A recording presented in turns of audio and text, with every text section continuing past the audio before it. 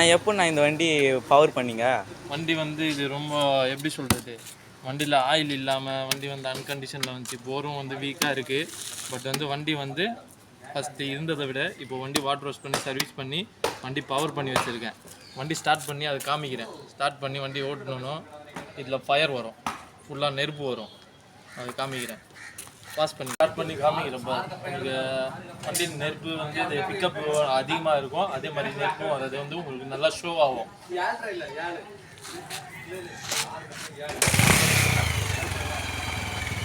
அதே மாதிரி த்ராட்டில் வந்து கரெக்டாக மெயினாக கொடுத்தோன்னா பவராக இருக்கும்.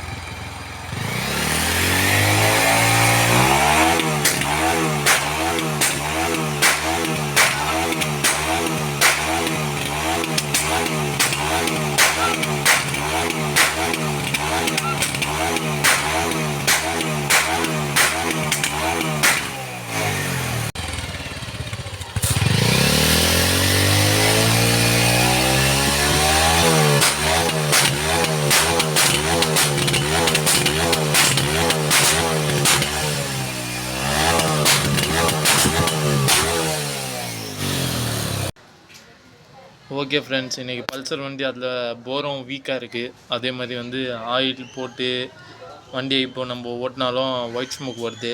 பட் வந்து பிக்கப் இல்லாமல் இருந்துச்சு, அவ்வளோ பிக்கப் இல்லை. அது பிக்கப் போகிறதுக்கு ஏர் ஸ்க்ரூலாம் கொஞ்சம் அட்ஜஸ்ட் பண்ணேன், ஹெட்டை கழட்டி வால்வ்லாம் அட்ஜஸ்ட் பண்ணி கொஞ்சம் கார்பெட்டில் டியூன் பண்ணி பவர் பண்ணது தான் இப்போ வந்து பிக்கப் வந்துச்சு. பட் ஸ்டார்ட் பண்ணால் பட் அதே ஒரே ஆர்பிஎம் ஸ்டாண்டர்டாக கொடுத்தோன்னா உங்களுக்கு வந்து அந்த ஃபயர் வரும். நார்மலாக ஓட்டுற மாதிரி இருந்துச்சுன்னா எதுவுமே ப்ராப்ளம் இல்லை. அதே லாங்கில் நைட்டில் போகும்போது நம்ம ஆர்பிஎம் அந்த ஆக்சிலேட்டர் த்ராட்டில் ஃபுல்லாக கொடுத்தோன்னா பட் ஃபயர் வரும். ஓகே ஃப்ரெண்ட்ஸ், பார்த்தீங்க, மறக்காமல் கமெண்ட் பண்ணுங்கள், சப்ஸ்கிரைபில் பெல் பட்டன் அழுத்துங்க. அதே மாதிரி ஏவி பைக் பாயிண்ட் போட்டாங்கனாலே உங்களுக்கு லொக்கேஷனில் எல்லாமே காமிச்சிடும். ஓகே ஃப்ரெண்ட்ஸ், பாய்.